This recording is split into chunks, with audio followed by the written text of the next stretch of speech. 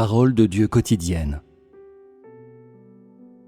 Avant que Jésus n'accomplisse l'œuvre, il a simplement vécu dans son humanité normale. Personne ne pouvait dire qu'il était Dieu. Personne n'a découvert qu'il était le Dieu incarné. Les gens le connaissaient comme un homme tout à fait ordinaire. Son humanité tout à fait ordinaire et normale était la preuve que Dieu était incarné dans la chair et que l'ère de la grâce était l'ère de l'œuvre du Dieu incarné et non l'ère de l'œuvre de l'Esprit. Il était la preuve que l'Esprit de Dieu a été réalisé complètement dans la chair, qu'à l'ère de l'incarnation de Dieu, sa chair accomplirait toute l'œuvre de l'Esprit. Le Christ, avec l'humanité normale, est une chair dans laquelle l'Esprit se réalise, possédant l'humanité normale, la raison normale et la pensée humaine. Être réalisé signifie que Dieu devient homme, l'Esprit devient chair.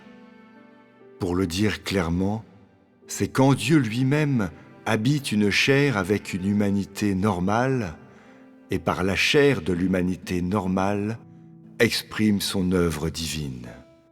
C'est ce que signifie être réalisé et qui signifie aussi être incarné. Au cours de sa première incarnation, il était nécessaire que Dieu guérisse les malades et chasse les démons parce que son œuvre consistait à racheter. Afin de racheter la race humaine entière, il se devait d'être compatissant et de pardonner. Le travail qu'il a accompli avant qu'il ne soit crucifié consistait à guérir les malades et à chasser les démons, ce qui présageait le salut de l'homme du péché et de la saleté. Parce que c'était l'ère de la grâce, il était nécessaire pour lui de guérir les malades, montrant ainsi des signes et des merveilles qui étaient représentatifs de la grâce dans cette ère, car l'ère de la grâce était centrée autour du don de la grâce, symbolisé par la paix, la joie et les bénédictions matérielles, tous les signes de la foi des gens en Jésus, c'est-à-dire guérir les malades, chasser les démons et donner la grâce étaient des capacités instinctives de la chair de Jésus à l'ère de la grâce. Elles étaient l'œuvre de l'Esprit réalisée dans la chair. Mais alors qu'il accomplissait une telle œuvre, il vivait dans la chair. Il n'a pas transcendé la chair. Quels que soient les actes de guérison qu'il accomplissait, il possédait toujours une humanité normale, vivait encore une vie humaine normale. La raison pour laquelle je dis qu'au cours de l'ère de l'incarnation de Dieu, la chair a accompli toute l'œuvre de l'Esprit, c'est que, peu importe ce qu'il a accompli, il l'a fait dans la chair. Mais à cause de son œuvre, les gens ne considéraient pas sa chair comme ayant une essence complètement corporelle, car cette chair pouvait faire des merveilles et, à certains moments spéciaux, pouvait faire des choses qui transcendaient la chair. Bien sûr, tous ces événements se sont produits après qu'il ait commencé son ministère, comme lorsqu'il avait été mis à l'épreuve pendant 40 jours ou transfiguré sur la montagne. Ainsi, avec Jésus, le sens de l'incarnation de Dieu n'a pas été accompli, mais seulement partiellement accompli.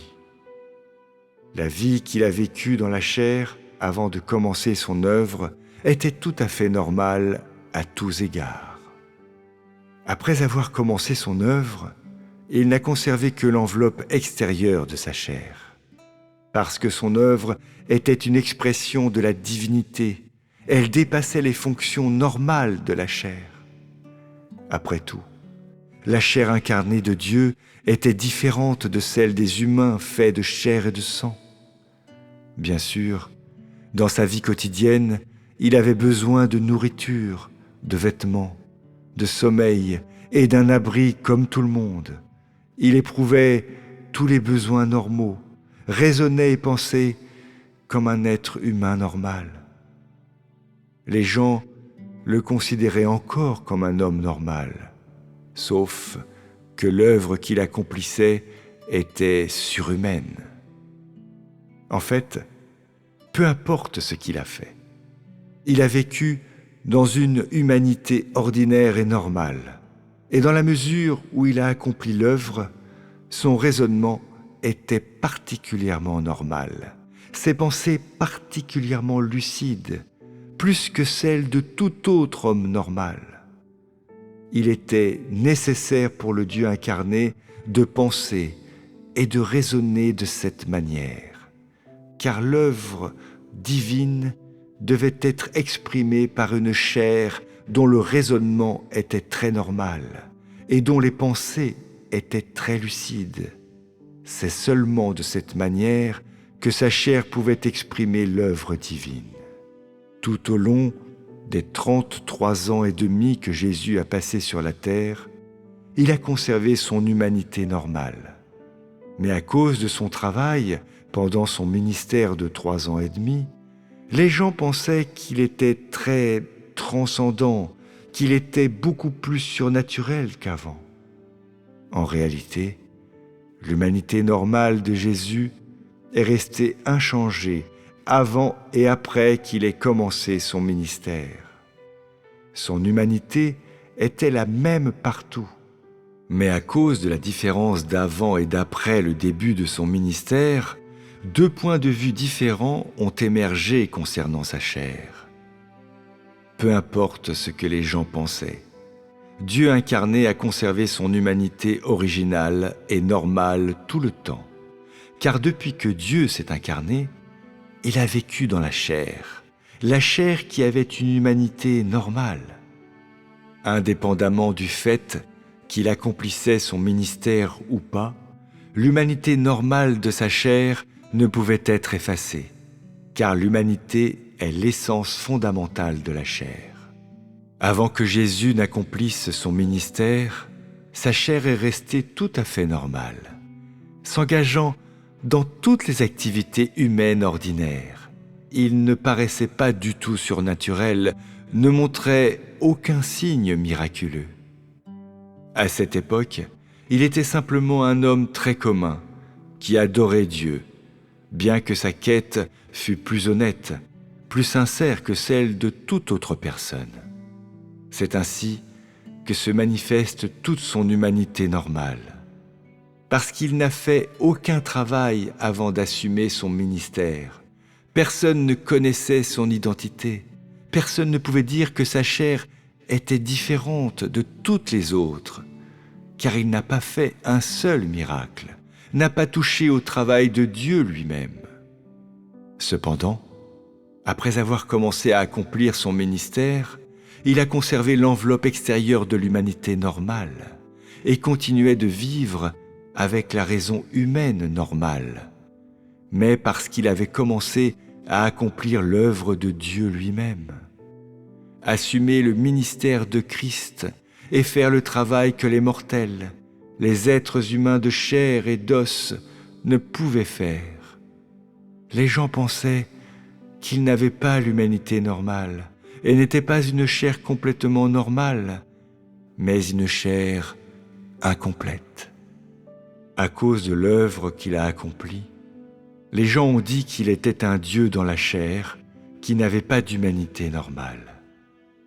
C'est une interprétation erronée, car les gens n'ont pas saisi la signification de l'incarnation de Dieu.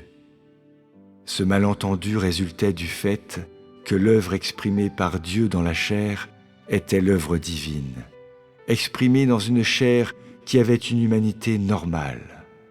Dieu était revêtu de chair. Il habitait dans la chair, et son œuvre dans son humanité voilait la normalité de son humanité. Pour cette raison, les gens croyaient que Dieu n'avait pas d'humanité.